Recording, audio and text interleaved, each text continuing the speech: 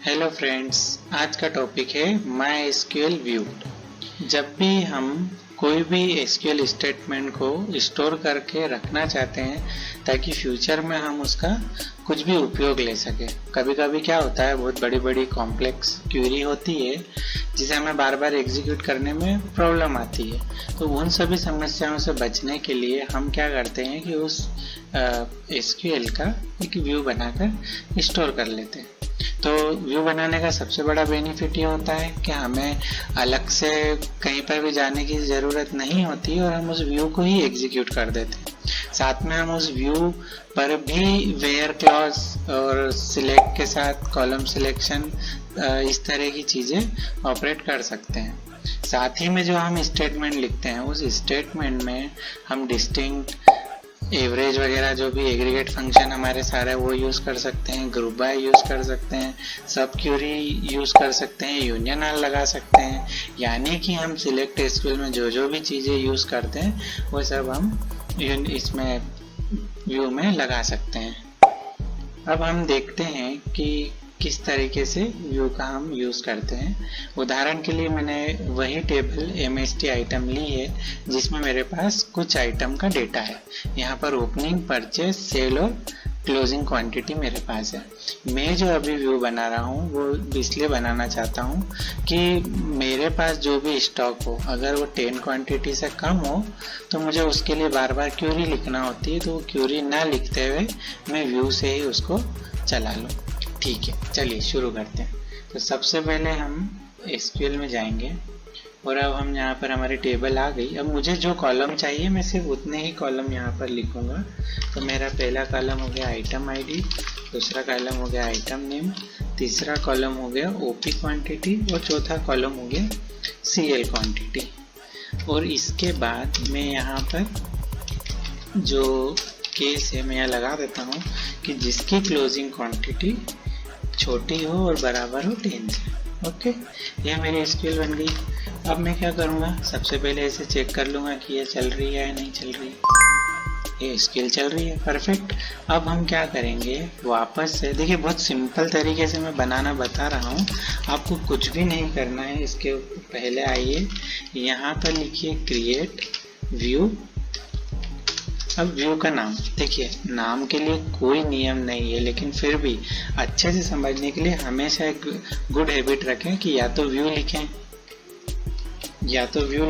या फिर वी लिख लें, पर कुछ भी एक नाम जरूर लिखें। तो मैं व्यू लिख रहा हूँ। मैं किस लिए बना रहा हूँ, मिनिमम स्टॉक के लिए बना रहा हूँ। तो मैंने यहाँ पर इसका नाम क्या लिखा, व्यू मिनिमम स्टॉक। और एस करना है, और एस करने के बाद कुछ भी नहीं करना है। यहाँ पर सेमी कॉलन लगाएं यहाँ पर, और इस पूरे को कॉपी कर लें और यहाँ से एग्जीक्यूट कर दें। देखिए इसने क्या बोला कि आपका जो व्यू है वो बन गया। अब हम इस व्यू को कैसे देखें, तो पहला तरीका तो ये देखिए, अभी यहाँ पर कोई ऑप्शन नहीं आ रहा है। जैसे ही आप इसको रिफ्रेश करेंगे तो यहाँ पर देखिए व्यू ऑप्शन आ गया। इस व्यू पे जब क्लिक करेंगे तो आपको यहाँ पर जितने भी व्यू बने वो सब दिख जाएंगे। आप यहाँ से ब्राउज कर सकते हैं, उसका स्ट्रक्चर देख सकते हैं, इंसर्ट कर सकते हैं, उसे ड्रॉप कर सकते हैं। साथ ही में अगर डायरेक्ट आप व्यू पे क्लिक कर देंगे तो देखिए जो क्यूरी हमने चलाई थी वो खुद ही एग्जीक्यूट हो गई। तो देखिए अपना काम कितना आसान हो गया। तो हम कैसे कमांड के थ्रू व्यू बनाते हैं वो आ गया। अब दूसरी चीज़ होती है कि हम इसे मॉडिफाई कैसे करें। तो मॉडिफाई करने के लिए भी सिंपल है, वापस से एसक्यूएल में गए, अभी मैंने वो कॉपी कर ली थी, मैं यहाँ पेस्ट कर देता हूँ। अब हम क्या करेंगे, यहाँ पर जो क्रिएट था उसको हम अल्टर कर देंगे। ठीक है, अल्टर किया, बाकी सब सेम है। मैं चेकिंग के लिए यहाँ पर 10 को क्या कर देता हूँ, कोई बड़ी क्वांटिटी एंटर कर देता हूँ। ओके, मैं मेरे पास कॉपी करके रख लेता हूँ और आपको कुछ भी नहीं करना है, फिर से इसे एग्जीक्यूट करना है। ये एग्जीक्यूट किया, देखिए एग्जीक्यूट हो गया। अब आप वापस से व्यू देखेंगे तो देखिए ज़्यादा रिकॉर्ड आ गए, यानी कि आपको अल्टर भी आ गया। अब तीसरा क्या होगा, आप डिलीट करना चाहेंगे कि मुझे अगर कमांड से डिलीट करना है तो मैं कैसे करूं। फिर जाएं एसक्यूएल में, वहां पर आपको व्यू का नाम पता है, आपको कुछ भी नहीं करना है।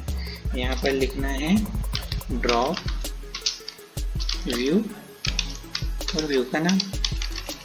और ये करने के बाद आप इसको एग्जीक्यूट कर देंगे।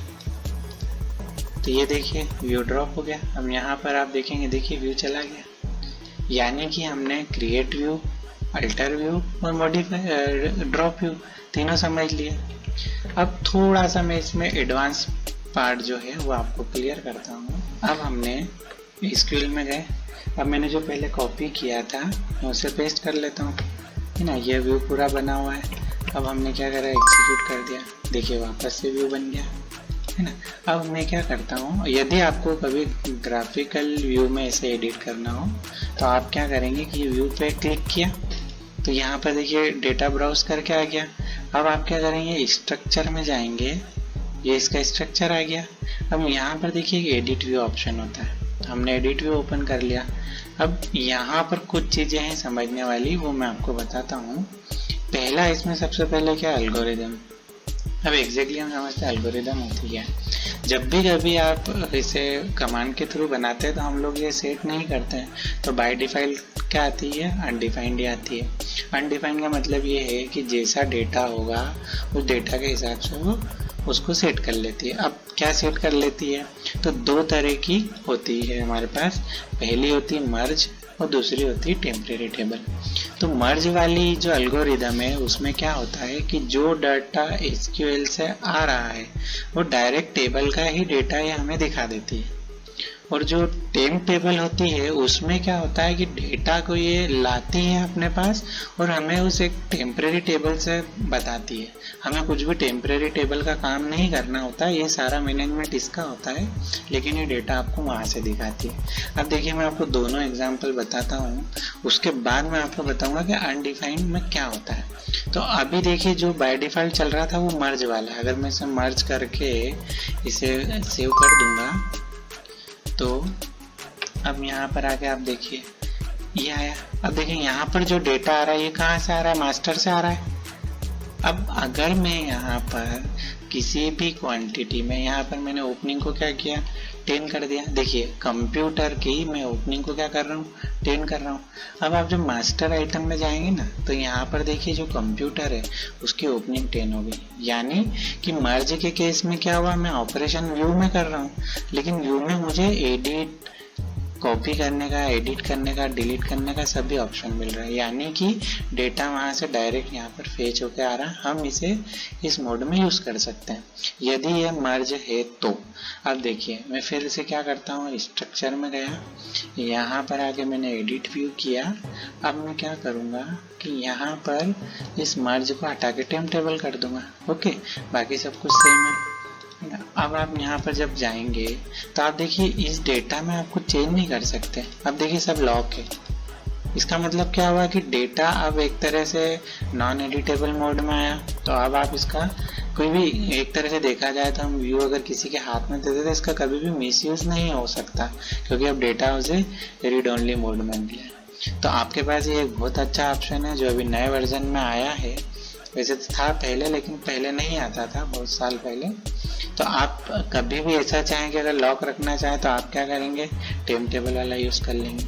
ठीक है, यहाँ तक का क्लियर। अब मैं वापस से व्यू को एडिट करता हूँ।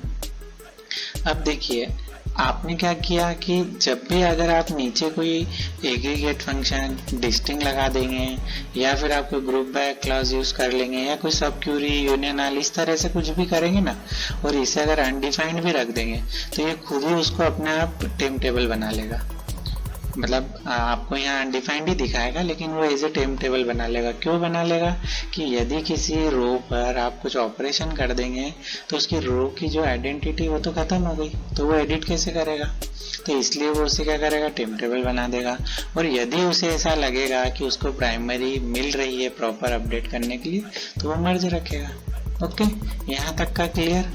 अब डिफाइनर तो हम पहले भी देख चुके हैं, फिर भी मैं एक बार बता देता हूँ कि जिसने बनाया वो डिफाइनर हो गया, है ना। और अगर आप डिफाइनर की सिक्योरिटी लगा रहे हैं, इसका मतलब क्या हुआ कि आपका इसे जो प्रिविलेज मिले हुए हैं उसके हिसाब से ही इसको एग्जीक्यूट करने वाला भी ऑपरेट कर सकता है।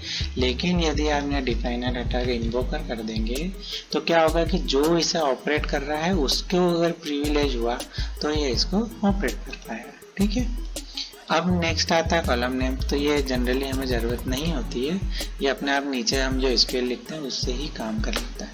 अब ठीक, अब नेक्स्ट ऑप्शन है विथ चेक ऑप्शन। तो यह समझने के लिए पहले तो आप इसे टाइम टेबल से वापस से अनडिफाइन कर दीजिए, है ना। अब आप ये हो गया, अब अपने पास जो डेटा है वो आ गया, ठीक है, सब चीज़ सही है। अब आपने क्या किया, यहाँ इंसर्ट किया। देखिए अब भी मैं इसमें कोई भी क्वांटिटी इंसर्ट करके यहाँ से बताता हूँ, आप कमांड से भी कर सकते हैं ना। मैंने एक आइटम लिया जिसका नाम मैं लिख देता हूँ टेस्ट आइटम। मैंने यहाँ पर ओपनिंग मैं कभी कर देता हूँ 25, है ना। आपने इसमें 25 किया और मैंने यहाँ से इसको मैं इसे इंसर्ट कर देता हूँ। इंसर्ट, देखिए इंसर्ट सक्सेस चल गया। आप अगर यहाँ मास्टर में देखेंगे तो यहाँ पर 25 को इसने एक्सेप्ट कर लिया। अब ठीक है, मतलब कि जब हमने विथ चेक ऑप्शन नहीं सेट किया है तो कोई भी क्वांटिटी यहाँ पर एक्सेप्ट हो जाती है। यहाँ तक तो हो गया। अब इस इंसर्शन को अगर मुझे ब्लॉक करना है तो मैं क्या करूँगा, विथ चेक वाला ऑप्शन सेट करूँगा। मैंने क्या किया, फिर से मेरा व्यू खोला। अब यहाँ पर मैं स्ट्रक्चर में गया, स्ट्रक्चर में जाने के बाद मैंने एडिट व्यू किया।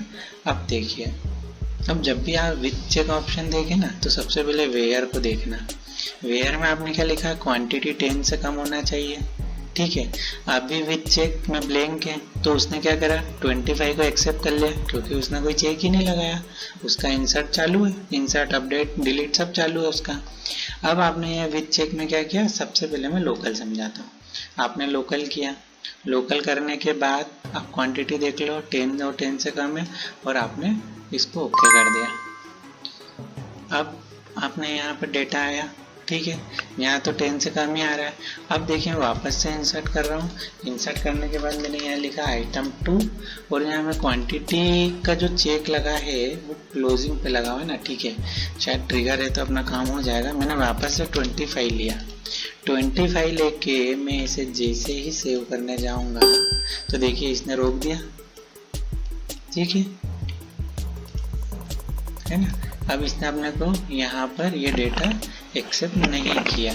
डेटा एक्सेप्ट क्यों नहीं किया, क्योंकि वहाँ पर जो वेयर क्लॉज लगा था उसमें लिखा था कि क्वांटिटी जो है क्लोजिंग वो 10 लेस देन इक्वल टू 10 होना चाहिए। हम यहाँ कितनी एंटर कर रहे हैं, 25। तो अब हमें यहाँ 10 से छोटी क्वांटिटी एंटर करना पड़ेगी या 10 करना पड़ेगा। मैं 9 करता हूँ।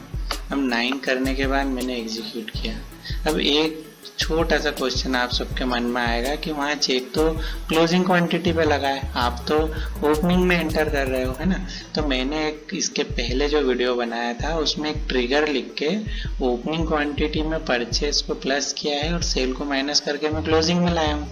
अब यहाँ पर मैं दूसरे दो ऑप्शन तो कर नहीं रहा हूँ, तो ये 9 एज इट इज क्लोजिंग में ट्रांसफर होगा, तो इसलिए मैं यहाँ पर डायरेक्ट ही 9 एंटर कर रहा हूँ तो ये खुद ही क्लोजिंग में चला जाएगा।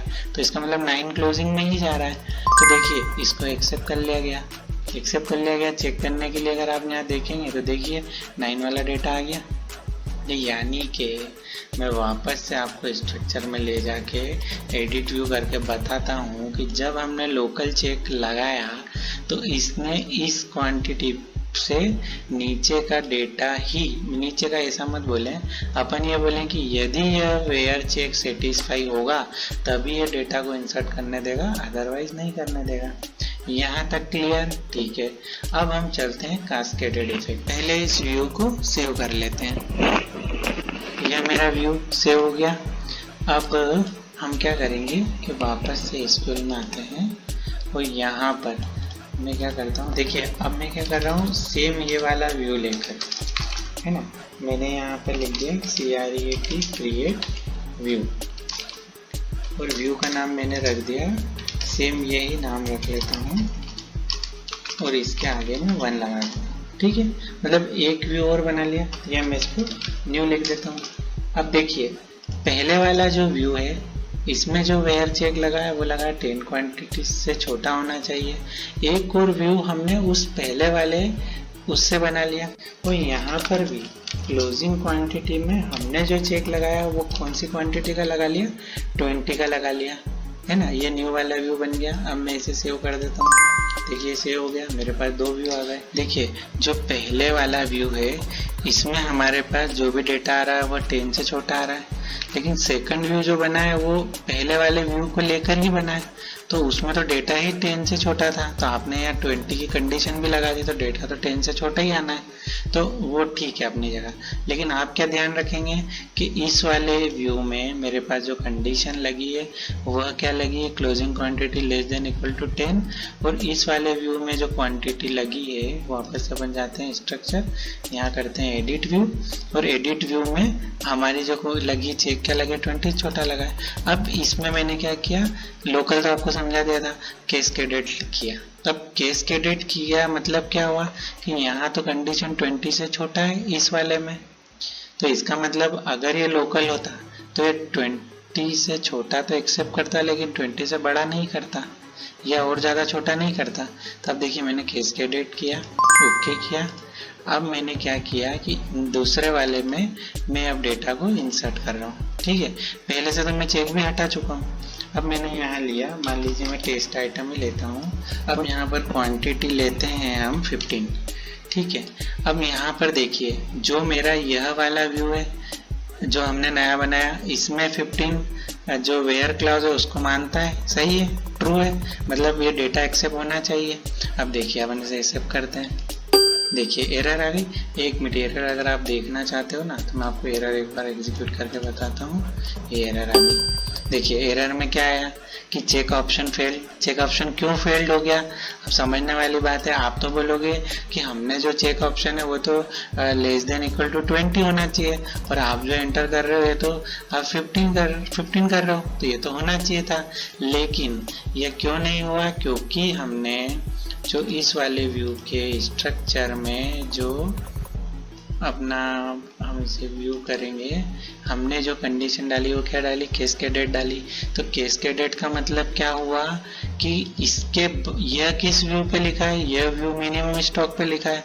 व्यू मिनिमम स्टॉक पे हमने जो कंडीशन देखी थी वेयर की, वो क्या लगी हुई है, 10 से छोटा होना चाहिए। दिखाऊं मैं आपको जाके एक बार, मैं यहाँ गया, मैंने स्ट्रक्चर में क्लिक किया, मैंने व्यू एडिट व्यू किया, देखिए यहाँ 10 से लगी हुई है। चाहे इसमें चेक लगा हो या ना लगा हो, लेकिन यदि आपने कैस्केडेड कर दिया, इस वाले पर आपने कैस्केडेड किया, तो इस यह जिन व्यू पे लिखा है उन सबकी ही कंडीशन अगर ट्रू होगी तभी ये डेटा को इंसर्ट करने देगा, ठीक है। मतलब कि आपको स्ट्रक्चर में जा करके एडिट व्यू के जो ऑप्शन थे विथ चेक में ब्लैंक, लोकल और कैस्केडेड, यहाँ तक का मैंने सब कुछ बता दिया। एक टर्म्स और होती है जिसे हम इंसर्टेबल व्यू या अपडेटेबल व्यू बोलते हैं। तो उसे देखने के लिए देखिए मैंने यहाँ पर किसी भी व्यू पर क्लिक किया, यहाँ पर एडिट का ऑप्शन आ रहा है, यानी कि ये एडिटेबल व्यू है। यहाँ से अगर मैं इंसर्ट करूँगा तो यहाँ से डेटा इंसर्ट भी हो जाएगा, इसलिए ये इंसर्टेबल व्यू है। अब हम इस स्ट्रक्चर पर जाते हैं और एडिट करते हैं। तो यहाँ पर जो व्यू का एल्गोरिदम सेट है वो कौन सी है, मर्ज है। तो आप ये बोल सकते हैं कि यदि किसी भी व्यू की एल्गोरिदम मर्ज है, यानी कि वह इंसर्टेबल व्यू और अपडेटेबल व्यू है। अब अगर हम इसे मर्ज से हटा के क्या कर देते हैं, टेम टेबल कर देते हैं और हम इसे सेव कर देते हैं। तो अब आप जब देखेंगे तो यहाँ पर देखिए ये लॉक हो गया, यानी कि आप अब इस पर डेटा ना ही अपडेट कर सकते हो ना ही इंसर्ट कर सकते हैं।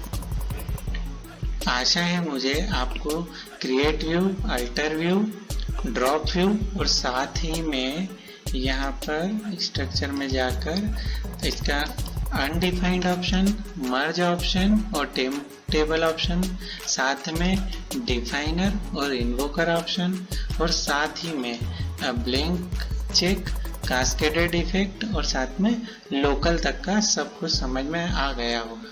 फिर भी यदि आपको कोई डाउट हो तो आप मुझे कमेंट कर सकते हैं। साथ ही में आपकी हेल्प के लिए मैंने इस पूरे का एक आर्टिकल भी बना दिया है, मैं वो डिस्क्रिप्शन में उसकी लिंक दे रहा हूँ, वहाँ से आप आर्टिकल भी रीड कर सकते हैं।